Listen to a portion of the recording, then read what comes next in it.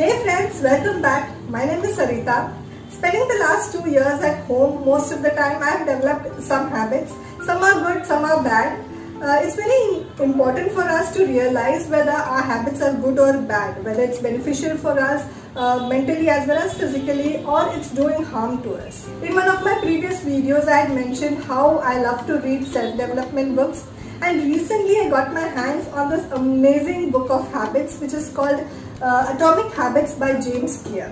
This book explains a revolutionary way of living a better life by making smallest of changes in each day. We all are creatures of habit. We all have different kinds of habit. We have good as well as bad habits. We might think that it is very easy to develop a new habit or give up a bad habit, but not necessarily. If you are seriously thinking of developing a new habit or changing an old habit, then you must really invest your time and effort into establishing that habit into your life. James Clear explains in this book how tiny changes will go a long way to make a big difference, and it will help you achieve your goal. Usually we decide for our own self that if we need to achieve a really big goal, then we need to put in a lot of time and effort initially. Even though we do that, slowly we tend to lose our interest, we stray from our goal, we lose our momentum. What we do not realize that instead of putting in all that effort initially, if we make little changes, that is at least 1% change daily, slowly by slowly, then that would go a long way to make a drastic change and achieve your goal. The author also says that instead of focusing only on the goal, we must pay more attention to the process as well.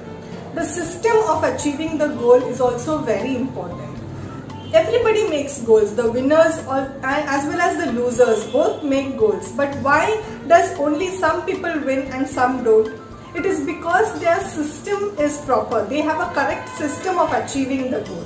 It is only when the person has a system of continuous small improvements in their daily life will they achieve a different outcome. Now suppose you want to lose weight and you are not at all motivated to go to the gym and work out for half an hour or 1 hour. What you can do is you can make a habit of working out for at least 5 minutes. Just 5 minutes, not a second more. You can do that daily. So maybe a week or so you are automatically tempted to increase the time of your exercising because 5 minutes seems nothing to you. You have that much energy, you have worked out for almost 1 or 2 weeks and you have that energy to work out for more than 5 minutes. Then automatically you will tend to increase the time of your workout. Then it will become 10 minutes, then 15 minutes, and in that way you can make little improvements in a daily basis, and you can finally work out for half an hour or 1 hour or so. And in the long run you will definitely lose weight. James Clear has explained in his book about how to maintain and how to develop different habits. He has divided into 4 different parts. It is the first, second, third and fourth law. I'll be just explaining in brief what these different laws are. The first law is make it obvious. In this law, he explains how we can create a new habit, a good habit that you want, and how you can get rid of a bad one. Our mind works in amazing ways. You don't even realize how you start a new habit. You just have to do it repeatedly every day. So if you want to develop a new habit, all you have to do is somehow include that activity into your daily routine and do that activity or do that routine every day so that your mind subconsciously do that without even you realizing it, and then slowly it develops into a habit. Now suppose you are walking to your office every day, that's your daily activity. You don't have to consciously see where you are going. Your legs will automatically take you to the office. Even if you are talking to somebody else on the phone or you are listening to music or you are thinking something else, but you will reach your office on time automatically. That's because your mind subconsciously knows where you are going because you are doing that every day. Now suppose you want to start a habit of reading every day before going to bed. What you can do is in the morning when you are making your bed, just keep a book, whichever you want to read, on top of the pillow before leaving for work. So that when you come back from your office and when you are going to sleep, you will see that book on the pillow and automatically you will pick it up and just go through at least 2-3 pages a day. Slowly by slowly that will become a habit. So with enough practice, your brain will pick up the cues without even actually thinking about it, and that will form into a habit. Now suppose it is difficult for you to include a new habit into your current routine, you don't know how to do it. James Clear in his book explains a strategy called habit stacking, wherein you can stack your habits on top of the current one that you are doing right now. For that, you need to make a list of all your current habits. It can be anything as simple as having dinner, going for a walk, or taking a bath. So whatever your current habit is, just stack a new habit on top of that. Like for example, after having my dinner at 9 p.m, I will read 4 pages of a book. Okay, or after having my coffee in the morning, I will do meditation for 1 minute. That can be a simple changes you can do in your daily routine, and slowly you can develop it into a habit. The second law is make it attractive. You are likely to find a behavior attractive if you are able to do one of your favorite things at the same time. The more attractive it is, the more likely it is to become a habit. Now you can create a system wherein you are allowed to do your favorite activity only after you complete the behavior that you want to turn into a habit. Like for example, you enjoy watching TV, but you are allowed to watch TV only after you complete 2 hours of your studies, or you complete a chapter, only then you are allowed to watch TV. Or you are allowed to go through your phone only after you complete 1 hour of exercise. So you can create a system where you are getting a reward for doing that activity. You can do that regularly, and then slowly you can develop it into a habit. The third law is make it easy. Habit formation is a process by which a behavior becomes automatic through repetition. The more you repeat an activity, the more the structure of your brain changes to become efficient in that activity. If you need to be efficient in an activity, or if you want to master an activity, all you have to do is do repetitive actions. Instead of perfection, you must concentrate more on repeating the activity. And to keep on repeating an activity, it has to be easy. So how will you make it easy? It will be easier for you if you are not going out of your way, or if you are not creating a friction in your daily routine to include this new habit. If you have to put a lot of extra effort to include this new habit into your daily routine, then probably over time you may get tired of it and lose interest completely and stop it altogether.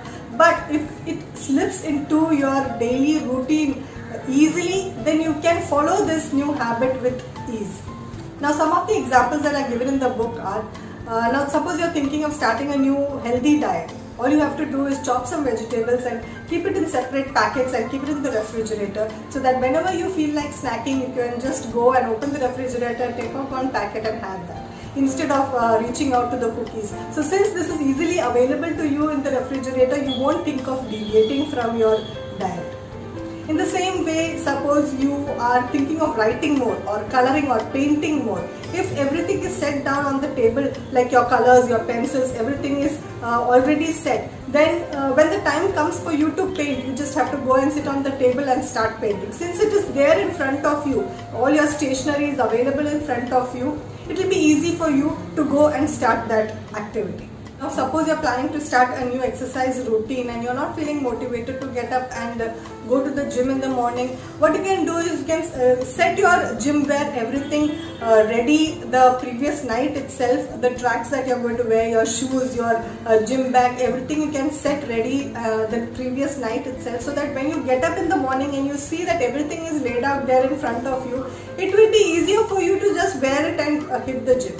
So it won't take an extra effort. Now these are some ways that you can make good habits a path of least resistance.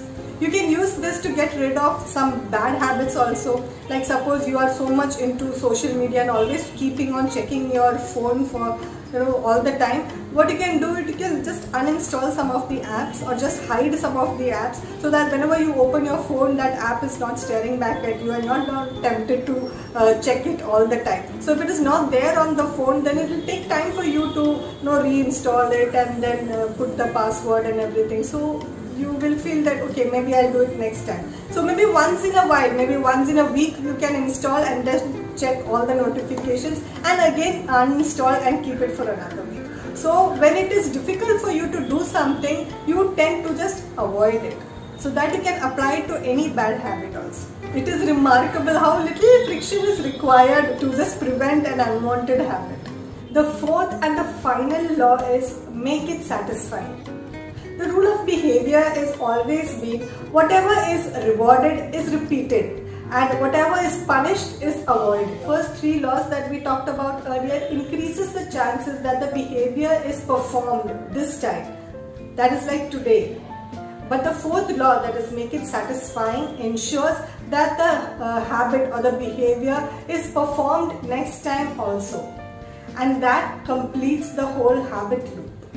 People are always looking for instant satisfaction. They always want immediate satisfaction. Like people who are in the habit of smoking, even though they know that they might develop some complications or health issues later on in their life, but currently they are satisfied, they are getting that satisfaction from smoking, so they are continuing that habit. You must have noticed that with bad habits, the immediate outcome feels so good and so satisfying, even though in the long run it may not turn out to be so good. But on the other hand, good habits, the immediate outcome may not be so satisfying, but in the long run, it will always turn out to be good. So how to put this theory to our advantage? Since immediate rewards are important, how do we keep ourselves excited while the delayed results keep accumulating in the background? When we start going to the gym, initially we will not find any results. Maybe we get results after 6 months or probably 1 year of training. So how do we keep ourselves motivated to hit the gym every day, each day? There has to be some motivation that give us some satisfaction so that we repeat this activity every day. So to be motivated each day, James Clear has asked us to reward ourselves with something. We can reward ourselves by maybe keeping money aside. Money is the best reward, right? So each time we are hitting the gym, we can keep some money aside, like 50 rupees or 100 rupees we can keep aside when we are exercising each day. Or when we are studying each day, we can keep some money aside, and by the end of the month you can buy yourself something. Or you can go for a dinner, or you can go to the beach with your friends. You know, that is sort of a motivation for doing something. Now, while rewarding yourself, don't reward something that will cancel out your efforts. Like if you're exercising for 1 hour, don't reward yourself by eating ice cream, because that will cancel out all your efforts. We sometimes look at people who have reached great heights and who have achieved their goals, and we say that they are so passionate about what they do that they never feel bored and they reach such great heights. But that's not true. They must also have felt bored at some point of time. Everybody feels bored. But they did not just skip what they were doing. They continued to do that activity each day, every day, and finally they reached their goal. So feeling bored is not an excuse to skip on what you're doing. So guys, this book Atomic Habits by James Clear is highly recommended from my side. It's an awesome book for those people who are trying to break bad habits and create new good ones. Hope these strategies that are mentioned in the book are useful to you and you try and implement some of these at least in your life and try to improve your way of living. Hit the like button and subscribe to the channel if you like this video, and we'll meet in the next video. Till then, bye.